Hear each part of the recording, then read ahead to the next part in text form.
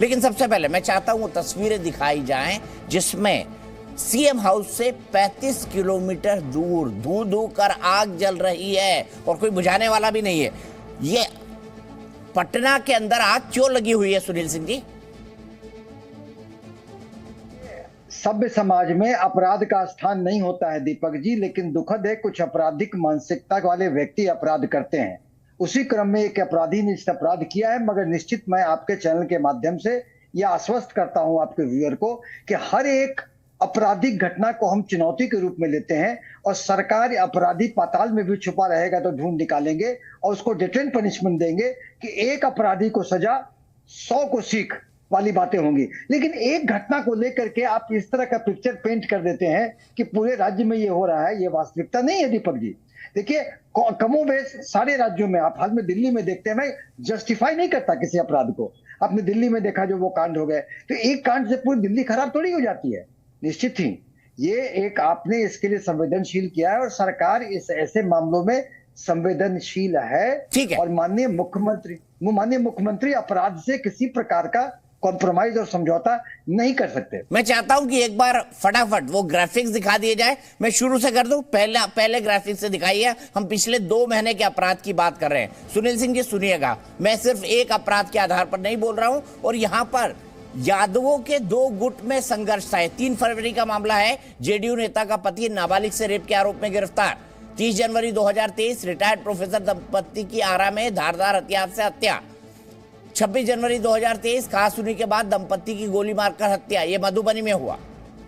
बिहार में बेकाबू बदमाश 25 जनवरी 2023 आरजेडी नेता के बेटे को कार से निकालकर गोली मारी। बिहार में बेकाबू बदमाश 24 जनवरी 2023 पटना में दो गुटों में खूनी जंग। 19 फरवरी 2023 वैशाली में 10 साल की बच्ची पर केरोसिन डालकर आग लगाई। नाबालिग छात्रा की पीट कर पूर्णिया में 18 जनवरी 2023 को हत्या कर दी गई। बहुत सारे हैं सुनील सिंह जी, इसलिए एक इंसिडेंट, एक अलहदे इंसिडेंट से मैं इसका कंपैरिजन कतई नहीं कर रहा हूं। आप क्या कहेंगे? दीपक जी देखिए, आपने जितनी घटनाएं बोली, आपराधिक घटनाएं, इसका अगर उद्भेदन देखेंगे तो ज्यादा से ज्यादा मामलों में उद्भेदन हो चुका है, दोषी पकड़े गए हैं। और अगर मान लीजिए पूरे अगर डेटा की बात करें तो केंद्र सरकार की संस्था है नेशनल क्राइम रिकॉर्ड ब्यूरो, अगर उसके आप आंकड़े देख ले, वो हमारी संस्था नहीं है, तो उसके आंकड़े में भी बिहार अन्य राज्यों के मुकाबले काफी निचले पायदान पर है। तो भी ये खुशफहमी के लिए हम नहीं मानते कि हम बहुत खुशफहमी में रह जाए, लेकिन हाँ, कमोबेश हर राज्य में कुछ आपराधिक व्यक्ति में आप टीवी में और अखबार में देखेंगे तो आपराधिक घटनाओं का जिक्र होता है।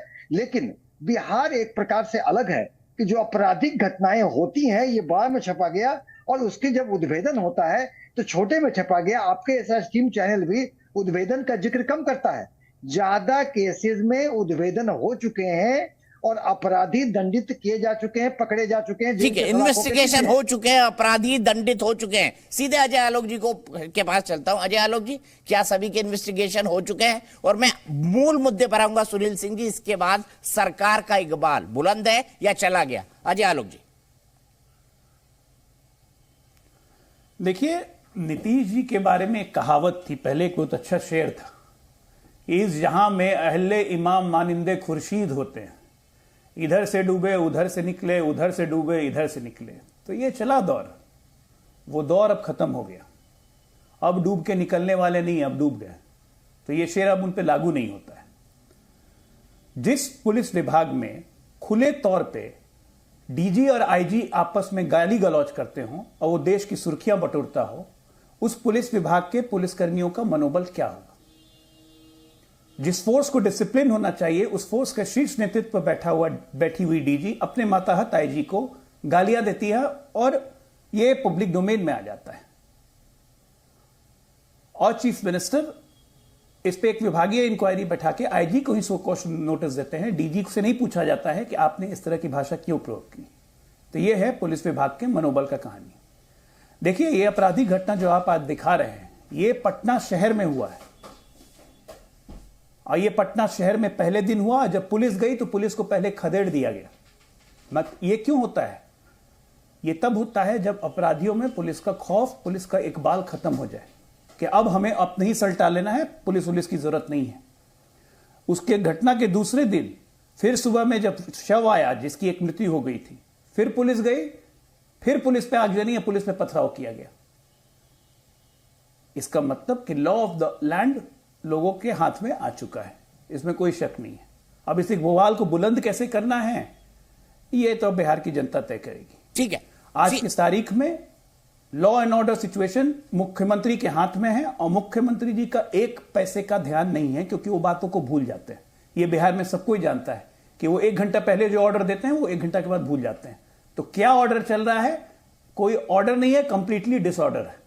ऑर्डर नहीं, लॉ एंड ऑर्डर नहीं, ऑर्डर नहीं है, कंप्लीटली डिसऑर्डर है। अजय जी, आप इनको खेवनहार बनाना चाहते हैं अपनी नैया का, आप उनको कह रहे हैं चिराग जलाइए, लेकिन एक चिराग ने तो बिहार में उनको काफी जलाया। मैं चिराग पासवान की बात कर रहा हूं, और मैं साथ साथ ये भी पूछ रहा हूं कि जो अपना घर नहीं संभाल पा रहे हैं वो बीजेपी को 100 पर कैसे सिमटा देंगे, ये सवाल भी उठेगा। अजय जी,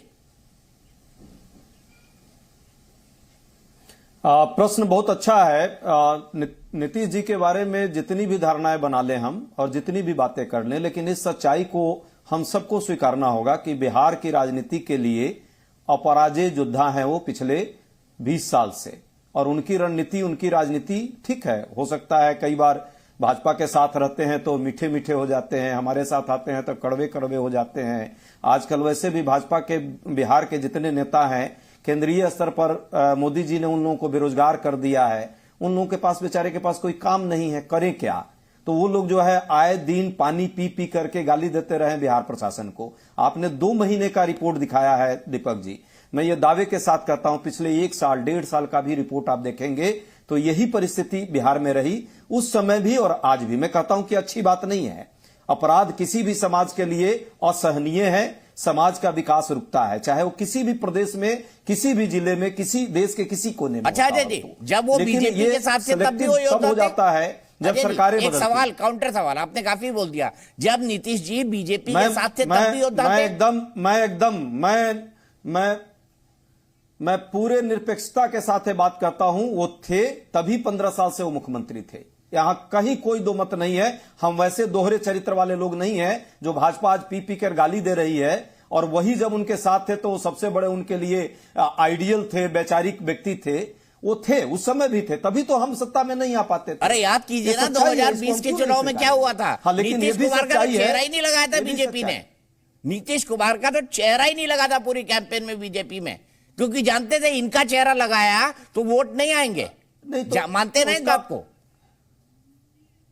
आप तो खूब बिहार जानते हैं अजय जी। नहीं, वो तो एक चेहरा नया लगाया था इन लोगों ने। चेहरे जी दीपक जी, चेहरे के अंदर कई चेहरे बीजेपी के हैं, और एक चिराग पासवान भी उनके चेहरे के अंदर एक चेहरे थे और उसको लगाया था। अभी जैसे आप दिखा रहे थे एक प्रोमो, एक और भाई साहब हैं अभी कुशवाहा जी, उन पर चर्चा आप जरूर करेंगे। वो भी कई बार चेहरे बदलने में माहिर व्यक्ति हैं, और ऐसे चेहरों से ही भाजपा चाहती है। नीतीश जी से सीख लिया ना अजय भाई, सब नीतीश जी से सीख लिया। समझदार हैं और बिहार के मारेंगे ना, देखिए आप भी मुस्कुरा रहे हैं। इसको हमारे यहाँ कहते हैं, वो मेरी माँ एक कहावत कहती थी, मन मन भावे बात मूडी हलावे। दिखाइए ना, पूरे पैनल को दिखाइए। आप भी मान गए कि पलटने का खेल उपेंद्र कुशवाहा हो, बाकी हो सब नीतीश जी से सीख गए। नहीं, ये तो पलटने का खेल पुराना है, और ये भाजपा ने ऐसे खेल को आगे बढ़ाने का काम किया है। अभी भी वो लगातार कर रही है। लोगों को पलटाओ, सत्ता को पलटाओ, जनता को पलटाओ। अब तो जनता को भी पलटाने की हालत आ गई है। आप देख ही रहे हैं किस तरह का हालात है। और सिर्फ अपनी सियासत करो, कहीं ना कहीं उससे सिर्फ अपनी सियासत करो। आप चेहरे पे चेहरे बिठा देते हैं गुरु प्रकाश जी।